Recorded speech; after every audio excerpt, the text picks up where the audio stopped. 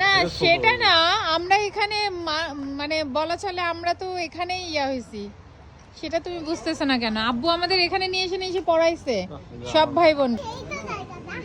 সেই তো জায়গাটা।